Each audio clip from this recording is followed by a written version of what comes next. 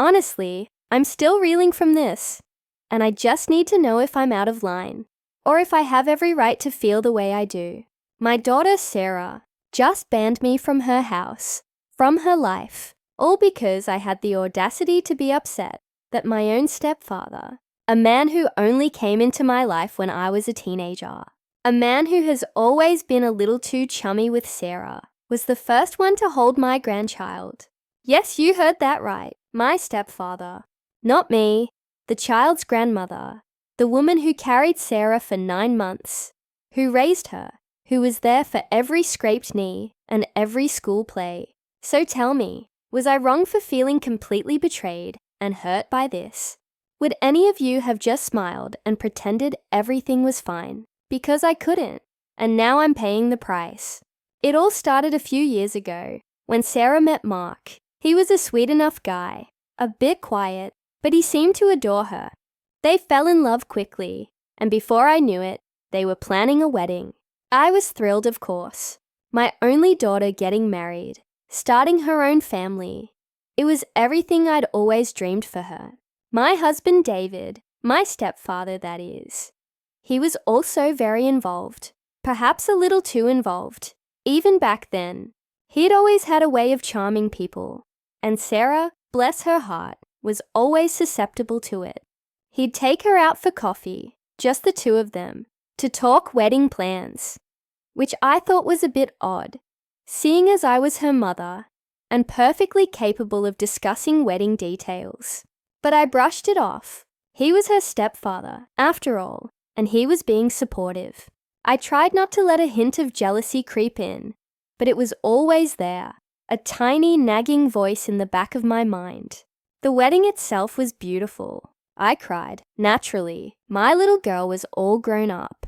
David, ever the showman, gave a fantastic speech, full of witty anecdotes and heartfelt sentiments, making sure to mention how he'd always seen Sarah as his own, which again was sweet, but I couldn't help but notice how he emphasized his role in her life, almost overshadowing mine. After the wedding, life settled into a comfortable routine. Sarah and Mark were happy, and eventually, they announced they were expecting. That's when my excitement truly soared. I was going to be a grandmother. I started knitting booties, buying tiny outfits, and endlessly scrolling through baby names. This was going to be my grandchild, a tangible link to my daughter, a new chapter in our family story. I imagined being in the delivery room, holding that tiny bundle of joy for the first time, feeling that rush of pure, unadulterated love. I even started planning out my grandma room at my house, just so they'd have a comfortable place to stay when they visited. I talked to Sarah constantly about her pregnancy, asking about every doctor's appointment, every kick. I felt so connected to her and the baby. David was also excited, or at least he put on a good show of it. He'd often bring up the baby in conversation, asking Sarah if she needed anything, offering to help with baby-proofing their house. Again, it felt a little overbearing, but I told myself he was just being a doting grandfather-to-be, even if he was technically the stepfather of the grandmother-to-be. It all felt a bit convoluted, but I tried to focus on the joy. The closer Sarah got to her due date, the more I imagined that precious moment. I envisioned myself holding the baby, the culmination of all those months of anticipation. I knew she'd want me there, that she'd want me to be among the first to welcome her child into the world. That's just how it was supposed to be, right? A mother and daughter, sharing this incredible, life-altering experience. Honestly, a few weeks before her due date, Sarah dropped a bombshell. She called me, sounding a little nervous, and said she and Mark had decided that only Mark's parents and David would be allowed in the waiting room during labor. My jaw nearly hit the floor. What about me? I asked, my voice thin. Mom, we just decided we want a small, intimate group, she said, her voice sounding a little rehearsed. It's going to be stressful enough. I tried to argue, to explain how important it was to me, how I was her mother, but she was unyielding. It's our decision, Mom, she said firmly. I hope you can respect that. I was crushed. It felt like a deliberate exclusion, a slap in the face. But I swallowed my hurt. I wanted to be there for her, no matter what. I knew that once the baby was born, everything would be fine. I would still be a grandma, and I would still get to hold my grandchild. I tried to convince myself that it wasn't personal, that she was just overwhelmed and wanted a very specific kind of support during labor. But the sting remained. The day Sarah went into labor, I paced around my house like a caged animal. Every phone call made my heart leap. I kept my phone clutched in my hand, waiting for the news. Finally, the call came from Mark. "It's a girl," he exclaimed, his voice beaming. "Sarah and baby are doing great." I burst into tears of relief and joy. "Can I come over?" I asked, practically vibrating with excitement. "Not yet, Mom," he said gently. "Sarah needs some rest, and we're just having a quiet moment with the immediate family." Immediate family. That phrase echoed in my ears. Was I not immediate family? I knew what that meant. It meant Mark's parents, and it meant David. I hung up, a knot forming in my stomach. Hours later, still no invitation. I called Sarah again, but she didn't answer. I called Mark, and he reiterated that they needed more time.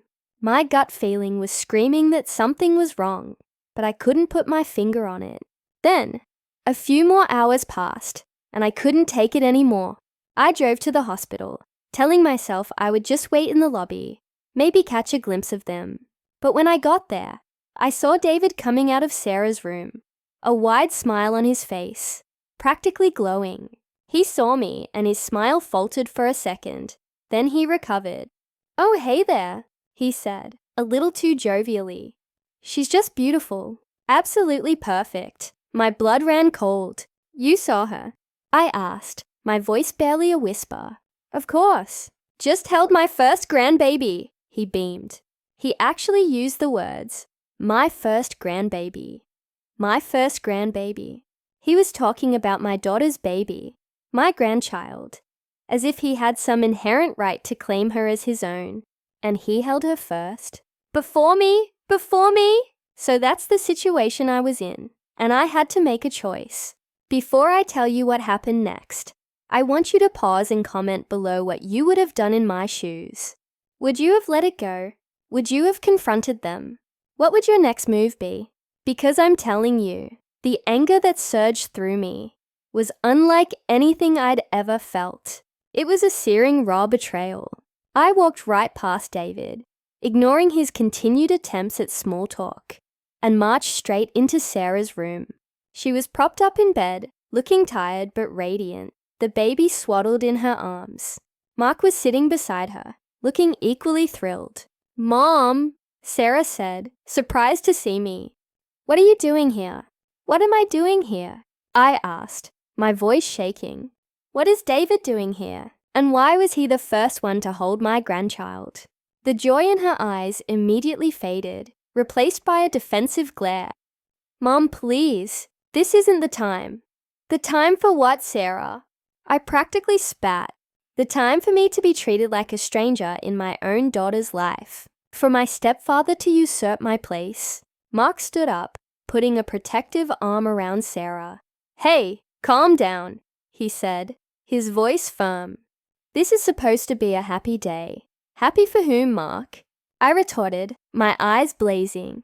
"Certainly not for me. My own mother, my stepfather, has been paraded in front of me, holding my grandchild, while I was left waiting outside like some unwanted relative." Sarah's face hardened. "You know what, Mom? You're making this all about you as usual. We made a decision. David has been incredibly supportive to me through my whole pregnancy, through everything. He earned his place. Earned his place." I repeated, aghast. What did I do, Sarah? What did I do to not earn my place? I gave birth to you. I raised you. What more do I need to earn? She just shook her head, tears welling in her eyes. "Get out, Mom. Please, just get out. I don't want you here right now. I don't want you around my baby with this kind of negativity." I stood there, stunned, for a moment. My own daughter, telling me to get out. It felt like a punch to the gut. I looked at Mark, hoping for some support, some understanding, but he just stared at me blankly. He was clearly on Sarah's side. Even the tiny, innocent face of my grandchild, cradled in Sarah's arms, seemed to mock me. I felt a surge of pure, visceral rage, mixed with profound sadness. I said nothing else. I simply turned and walked out of the room, past David, who was still lingering in the hallway, looking concerned. I got into my car and drove home, tears streaming down my face. I called my best friend Ellen and recounted the whole story, sobbing intermittently. She was furious on my behalf, telling me I was absolutely justified in my anger. But that didn't make the pain go away. A few days later, I tried to reach out to Sarah again. I sent her a text, apologizing for my outburst, but explaining my hurt. I told her I loved her and wanted to be a part of her and the baby's life. She responded with a short, cold message. "I need space, Mom. And until you can be supportive without making everything a drama, I don't want you around." That means no visits, no calls, no texts for a while. No visits, no calls, no texts. From my own daughter, banned from her room, banned from her life, banned from seeing my grandchild. All because I expressed my pain, my sense of betrayal. It's been weeks now, and the silence is deafening. My house feels empty. I keep looking at the tiny booties I knitted, the little outfits I bought, and my heart aches. David has tried to talk to me, to explain Sarah's perspective, to tell me I was out of line for confronting her at the hospital. He says I should have been more understanding, that new mothers are sensitive, but he still hasn't apologized for being the first to hold her, or for the way he gloated about it. He just keeps saying he was just being supportive. It feels like he deliberately engineered this situation, subtly inserting himself into Sarah's life, pushing me out, and now he's playing the innocent party. I've seen pictures of the baby on social media, posted by Mark's parents and by David. They all look so happy, posing with my grandchild, and I'm on the outside, looking in. It's a bitter pill to swallow. I don't know what to do. Do I swallow my pride and apologize again, even though I still feel so wronged? Do I wait for Sarah to come around, or will this distance become permanent? I miss her so much, and the thought of not being a part of my grandchild's life is unbearable. This whole situation has fractured my family, and I feel lost. I know I reacted emotionally, but was my emotion truly unwarranted? Was I truly wrong to feel robbed of that precious first moment with my grandchild? A moment that was stolen by my stepfather. I just wish things could go back to how they were. Like this video, if you were on my side in this mess. And if you think Sarah was being unfair, subscribe for more stories like this. And please, share your final thoughts on this whole ordeal in the comments section below. I need to know if I'm crazy for feeling this way. I'll see you all in the next story.